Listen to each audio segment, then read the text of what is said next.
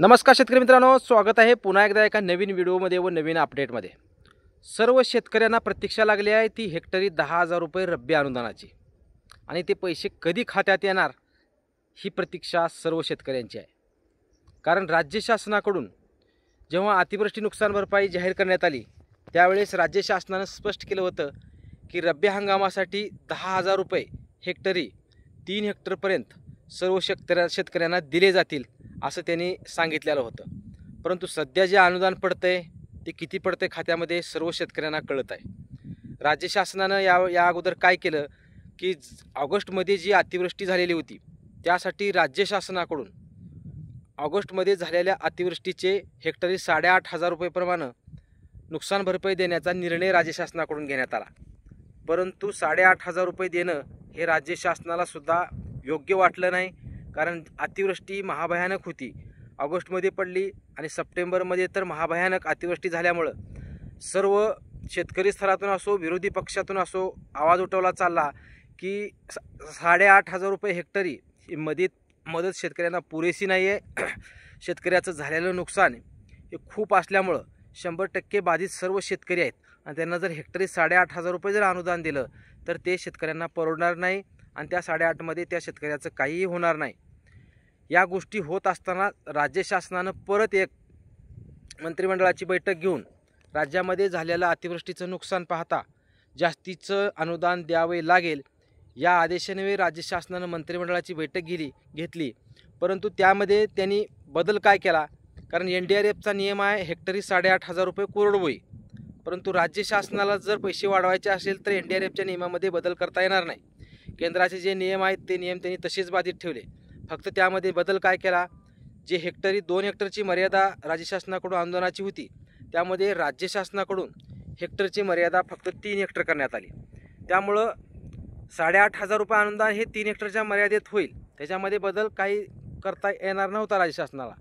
Plus राज्य शासनाने यामध्ये काय केलं, राज्य शासनानं स्वतःच्या कृषी विभागाकडून हेक्टरी 10,000 रुपये सर्व शेतकऱ्यांना रब्बीच्या पेरणीसाठी म्हणून देण्याचा निर्णय घेण्यात आला।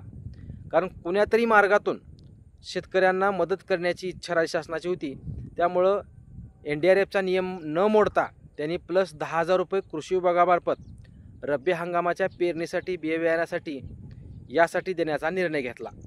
परंतु सध्या जे अनुदान पडत आहे शेतकरी मित्रांनो हे किती पडत आहे, कोणत्या शेतकऱ्याला 6,000 पडत आहे, कोणत्या शेतकऱ्याला 6,500 पडत आहे, तर कुणाला 7 पडत आहेत, तर कुणाला 8,500 रुपये पडत आहेत। मग ही नेमकी भानगड काय, तर शेतकरी मित्रांनो राज्य शासनानं जे नियम 8,500 रुपयाचा आहे तो नियम तसाच ठेवलेला आहे, त्याच्यामध्ये कुठलाही बदल झाला नाही, फक्त हेक्टरची मर्यादा वाढलेली आहे, ह्याच्यामध्ये काही फरक नाही। महत्त्वाचा मुद्दा, जे 8,500 रुपये हेक्टरी सांगितलं आहे परंतु नुकसान भरपाई तुमच्या खात्यावर येते 6,000 6,500, मग हे वरले 2-2.5 कुठे गेले, तर पहिल्या टप्प्यामध्ये राज्य शासनाकडून ऑगस्ट महिन्याचा GR काढण्यात आला। ऑगस्टमध्ये ज्या शेतकऱ्यांचं नुकसान झालं होतं त्या शेतकऱ्यांची नुकसानीची बाधित क्षेत्र धरण्यात आलं 60, 70, 80%। त्यामुळे त्या बाधित क्षेत्राच्या प्रमाणे शेतकऱ्यांच्या खात्यावर 8,500 मध्ये 30% मायनस असो 40% मायनस असो मायनस करून उर्वरित रक्कम शेतकऱ्यांच्या खात्यावर टाकण्याची प्रक्रिया चालू आहे। मग सप्टेंबरमध्ये जी अतिवृष्टी झाली ती महाभयानक अतिवृष्टी असल्यामुळे त्याच्यासाठी अजून राज्य शासनानं निधी मंजूर केला, त्याबाबत GR काढलेला आहे। त्यामुळे जो 8,500 मधला जो फरक आहे तो फरक आता सप्टेंबरच्या अनुदानात सर्व शेतकऱ्यांच्या खात्यावर पडणार आहे।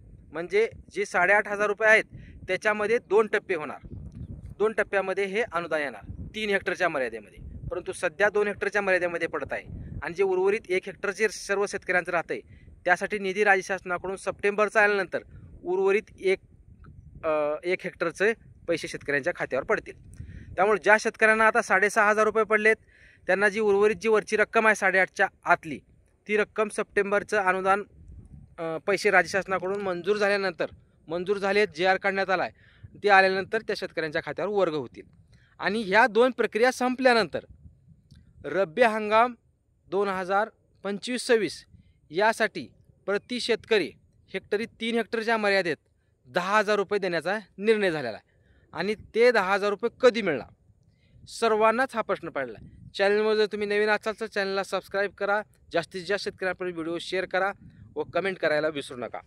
आता हे 10,000 कधी मिळणार, तर शेतकरी मित्रांनो सर्व शेतकऱ्यांना आनंदाची बातमी आहे, कृषी विभागामार्फत ज्या शेतकऱ्यांचं ॲग्रिस्टेक कार्ड आहे, थोडं लक्ष देऊन ऐका, ज्या शेतकऱ्यांचं ॲग्रिस्टेक कार्ड आहे अशा कार्डधारक शेतकऱ्यांचे ॲग्रिकल्चर डिपार्टमेंट पोर्टलवर याद्या अपलोड करण्याची प्रक्रिया सध्या चालू आहे।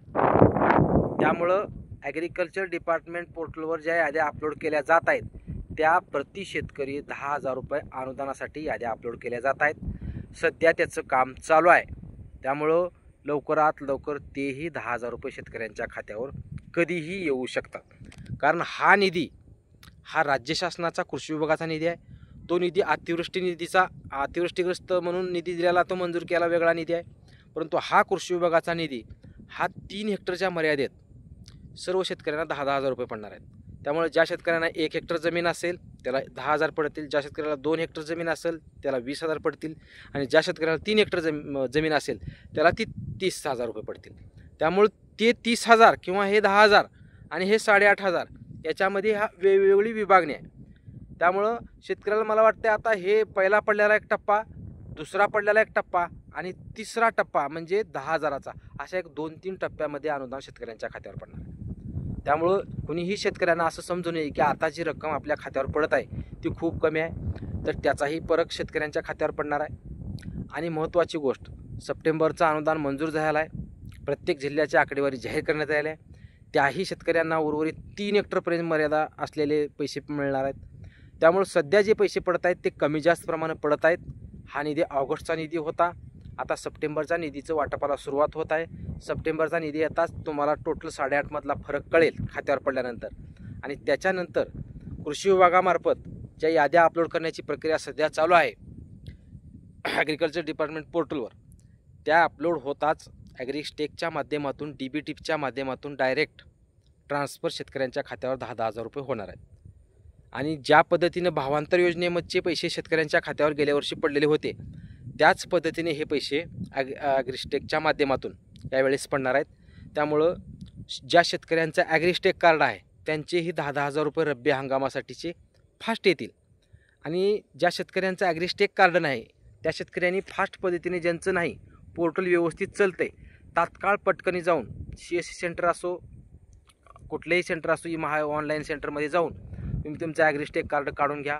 ऑनलाईन होताच त्याला ॲप्रोल येईल, ॲप्रोल आल्यानंतर लागलीच तुमचं ॲग्रिस्टेकला जे आधार लिंक आहे त्या आधार लिंकला DBT लिंक असल्यामुळं DBT लिंक असलेल्या खात्यामध्ये तुमचे हे 10,000 रुपये पडणार आहेत।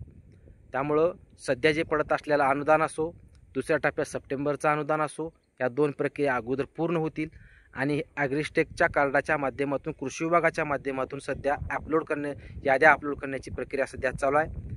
ते अपलोड होताच, सर्व प्रक्रिया पूर्ण होताच तेही 10,000 रुपये अचानक कधीही तुमच्या खात्यामध्ये येऊ शकतात।